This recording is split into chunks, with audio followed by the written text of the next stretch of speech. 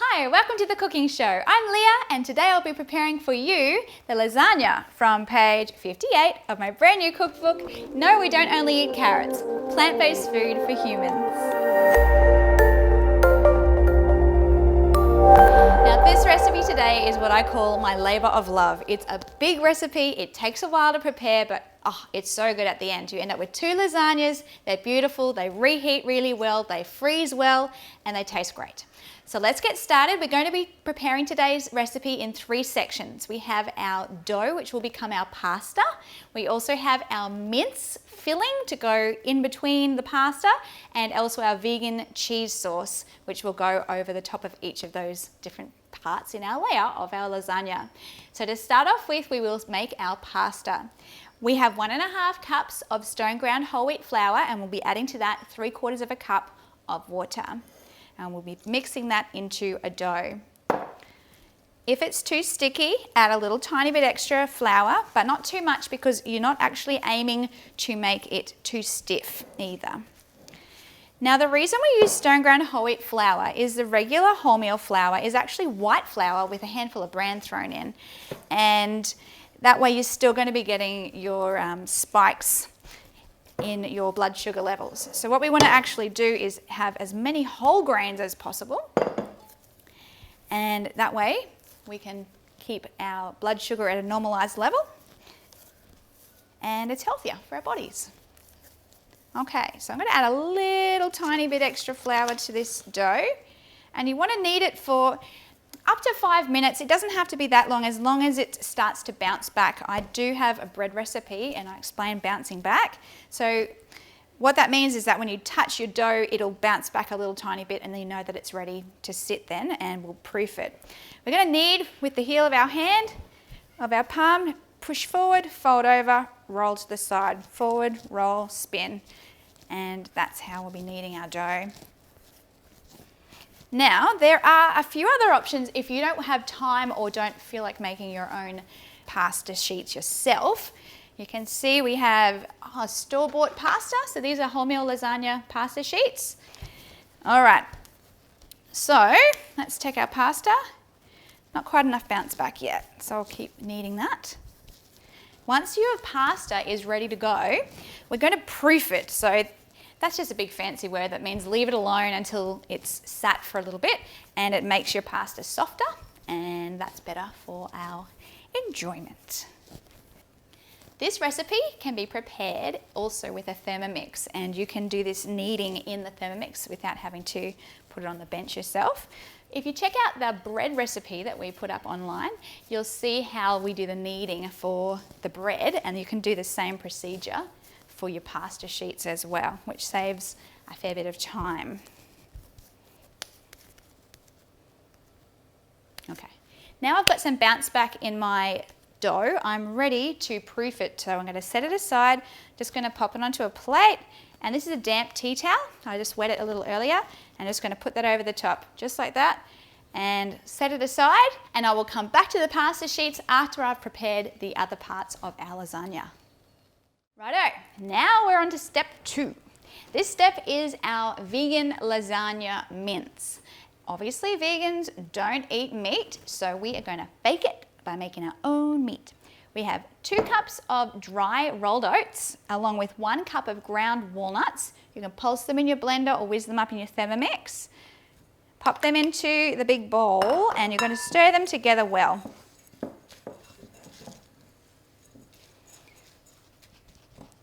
Now set those aside, and you'll need a small saucepan. I've added 2.5 cups of water to mine.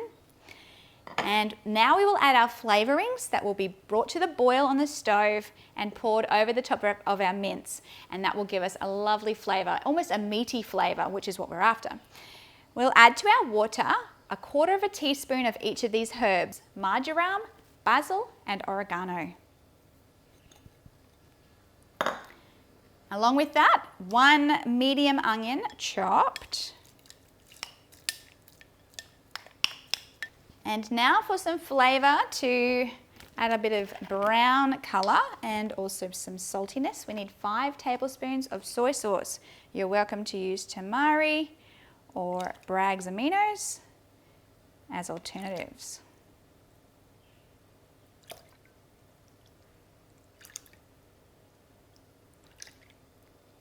Okay, then we need to add in some rice bran oil. We'll add 1/4 cup.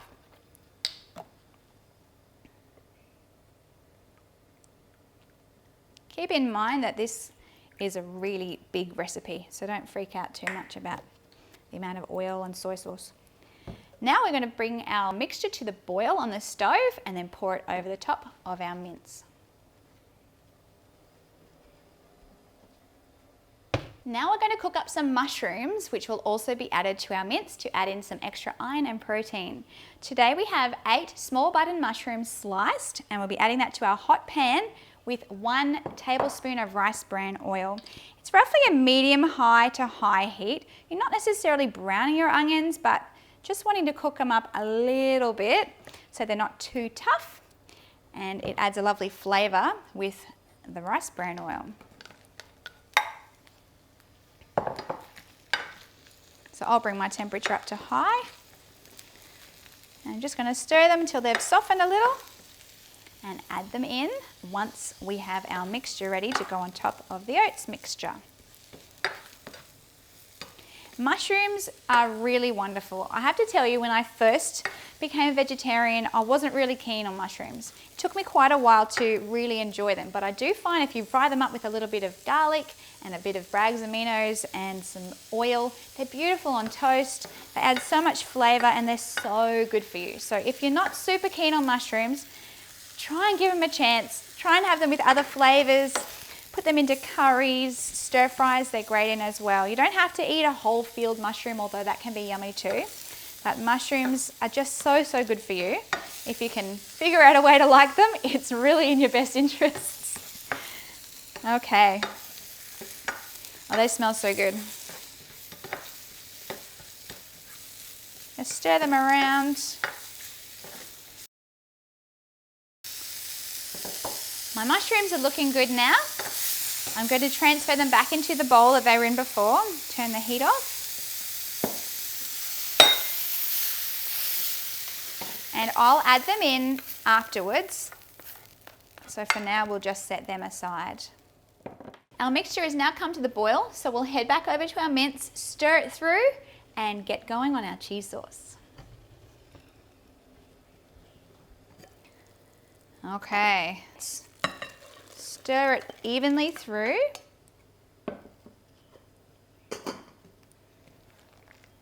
And then we'll be setting it aside, and over time it will suck into those rolled oats, and this will thicken as our mince sauce.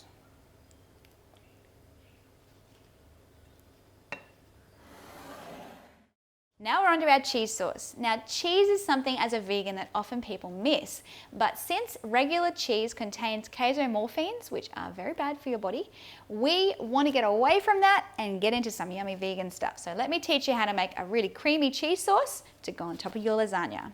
We'll start with 3 cups of rice milk. You're welcome to use any vegan milk, but make sure it's unsweetened. Add along to that 1/4 cup of stone ground whole wheat flour, and 1/2 cup of savoury yeast flakes, which are nutritional yeast flakes, plus 1½ teaspoons of salt. Also, we have 4 tablespoons of arrowroot flour or tapioca flour. And then we'll add some flavourings. We'll have 1 tablespoon of lemon juice, fresh if you've got it, and 2 teaspoons of onion powder, and 1 teaspoon of garlic powder after this. I'll put a little extra because I didn't do quite enough for the first one.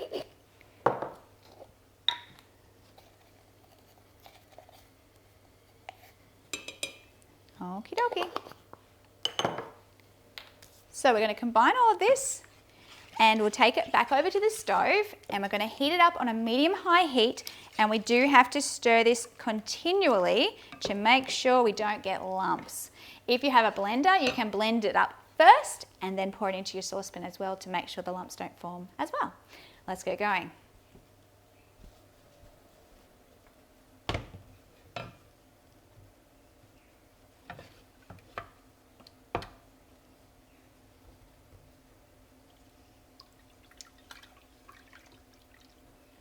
found a lump of onion powder. I'm trying to squish it. The reason you want to stay continuously stirring, as I mentioned earlier, is you want to avoid lumps. I do have a Thermomix procedure for the cheese sauce as well. You'll see that in the book, and obviously that is continuously stirring as well, which avoids the lumps too. If you do find it begins to lump, which it can do, don't freak out and don't try and make it again. Stick with it, and I'll show you what happens once it thickens, and you just stir it quite vigorously and with a fair bit of pressure, and you can actually stir the lumps out. So all is not lost if it goes lumpy. By the way, you can use this cheese sauce over the pizza recipe in my cookbook, or you can make a mac and cheese with it if you want to add a little extra salt or some veggie stock to it and get a little extra flavour if it's over plain pasta. That is yummy. The cheese sauce takes quite a while, as you can see. It's roughly 8 minutes or so before it will get to the point of boiling the water. One thing I wanted to mention earlier is, you may not hear it in the background, but I have preheated my oven to 200 degrees Celsius. We will put the Fahrenheit there for our US visitors. Keep it stirring. We don't want it to burn on the bottom either. Now with your cheese sauce, you can determine how thick you want it to be. If you prefer a runnier sauce, then once it starts to thicken, you can get it off the stove straight away.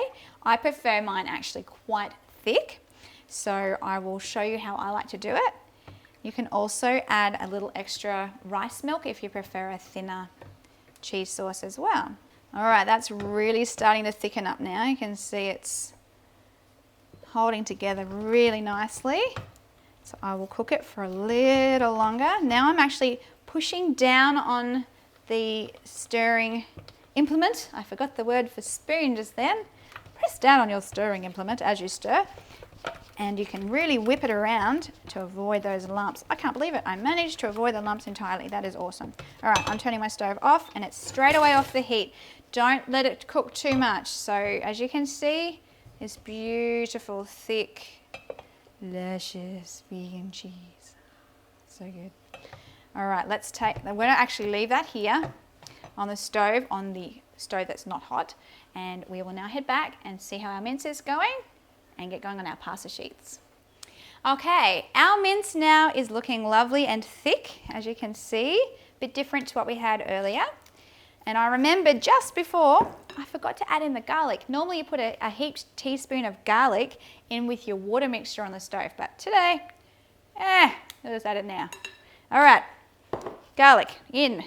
Our beautiful cooked mushrooms, we're going to pop and plop them into, along with 1 tin of chopped tomatoes, a tin of red kidney beans drained or 1 cup cooked, and 1 heaped tablespoon of tomato paste.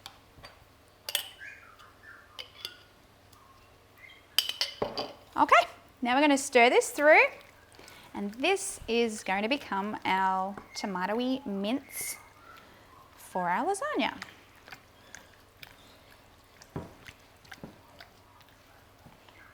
Don't be worried if it's a little sloppy. When it cooks in the oven, it does firm up slightly, and it's beautiful. It's delicious. Okay, so that's our mince filling.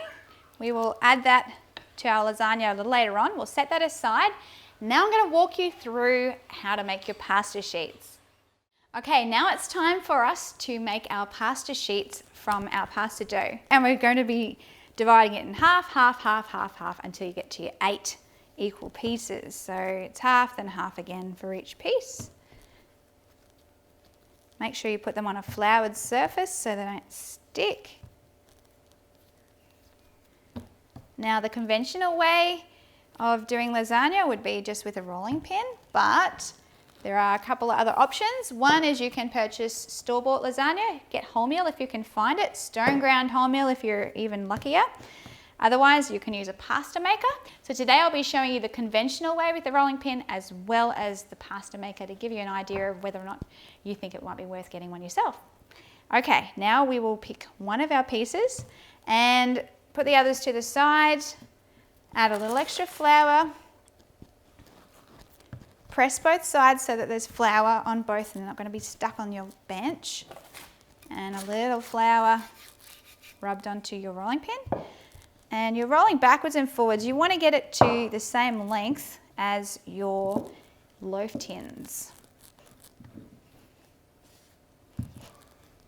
It takes a fair bit longer than the pasta maker, but you can alter the thicknesses, and it's a fun way to involve the kids too.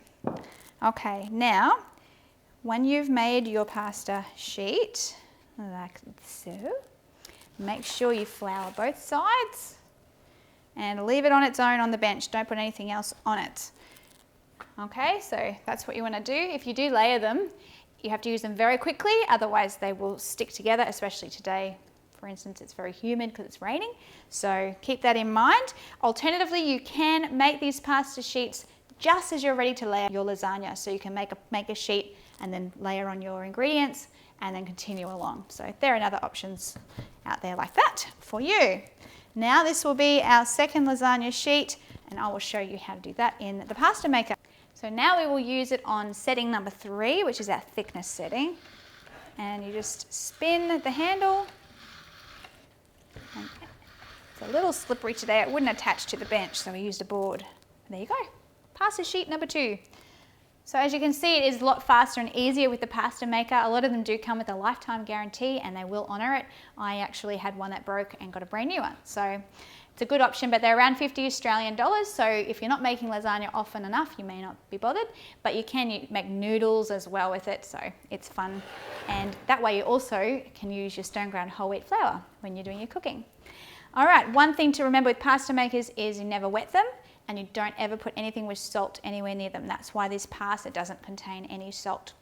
All right, otherwise it can rust your pasta maker.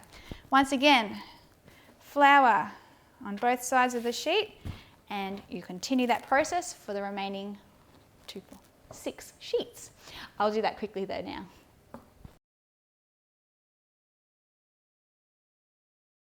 Now that our pasta sheets are all ready to go, we need to make sure our baking tins are prepared, and also our oven needs to be preheated to 200 degrees Celsius. You can do this before you begin all of your cooking, but I just thought I'd give you a demonstration of that now. Now you don't actually have to line them as specifically as this if you don't want to, but it doesn't look as pretty, so let's make it look pretty today. Just cut your baking paper to the same size as the base of your tin to begin with. You can measure it by placing it on the paper and roughly cutting around.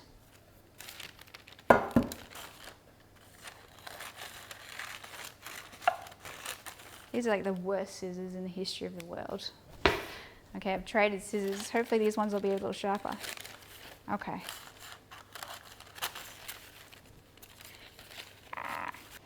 Okay, so you have one on the bottom, and then what we'll do is add a little oil to help the baking paper to stick, and add a little oil onto the walls of your tin, or the edges. And I'll share a bit of this oil with the other one because I went a little overboard. So I'll put that one on the bottom, and this other one will slice for the bottom of the other one. Oh, I better clean my hands. Here we go.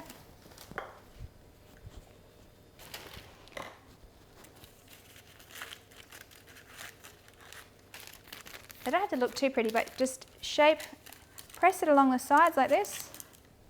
So see that? I'm just pressing it down along all the sides. And we'll use this other strip from before. Once again, pressing down along the sides, and a last little bit for the back.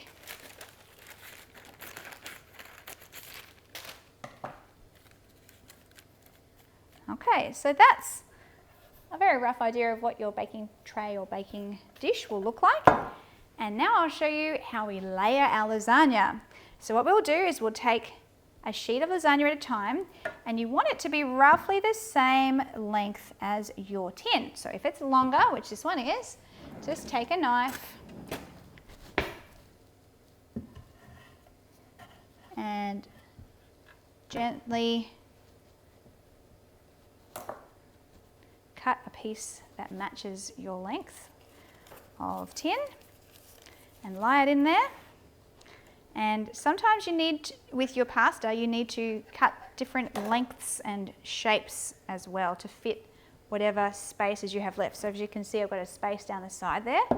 And so I'll just cut off a piece that will be approximately the same as that. That way we have filled up our space.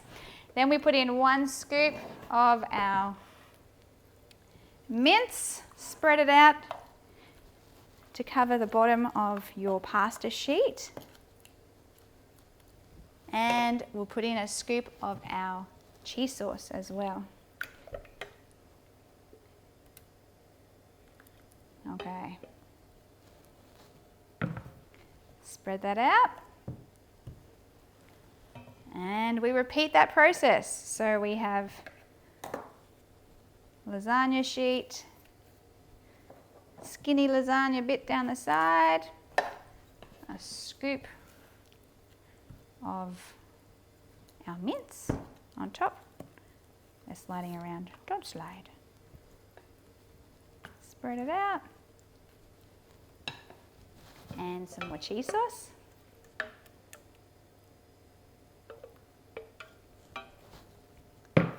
Your cheese sauce, you can thicken that up even more on the stove if you like to. So it doesn't have to be liquidy like this. This was a little, I probably should have heated up a little longer, but that's still going to be delicious. Now I want to give you an idea of what to do if you're going to use your store-bought lasagna. So our next layer will do as that. They come out in hard sheets like this, okay? And we obviously can't cut this, but you can snap it. So we need to measure your tin once again. This one can fit perfectly down, except we're going to snap the side a little bit. Oh no, it bends a bit. So that's okay, but for the end, we're going to have to snap it. Okay, and just pop it in there. And that way you're covering your entire lasagna. And then once again, we do our same layering. A scoop of the sauce, the mince sauce, and then our cheese sauce.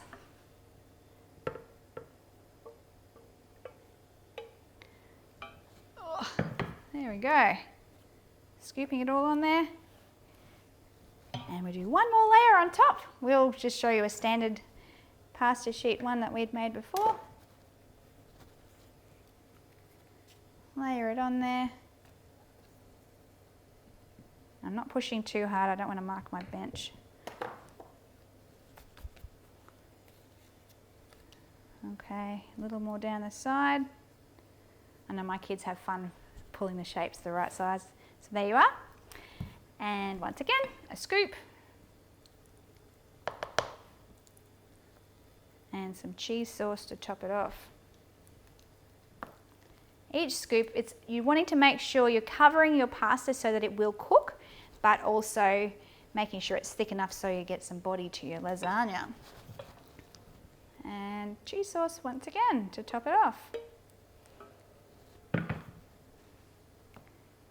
Okay, so now I will finish off the other lasagna, and then this will go into the oven for about 45 minutes on 200 degrees Celsius, and it will come out really nice and crispy. And once it's browned on the top, you're ready to eat it straight away. And as I said before, you can cool it and freeze it, or cover it in the fridge and have it later on. So I'll continue with this one and we'll show you what it's like at the end.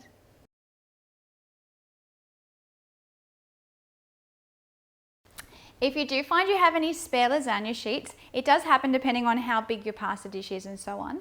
You can use them as noodles, so slice them nice and thinly, and you can have them along with your stir fry or a standard pasta sauce. Otherwise, you can roll them up into a ball again and they will freeze in the freezer, which is where you freeze things, and you can use them next time you make lasagna. So we'll get them into the oven now and we'll show the end product.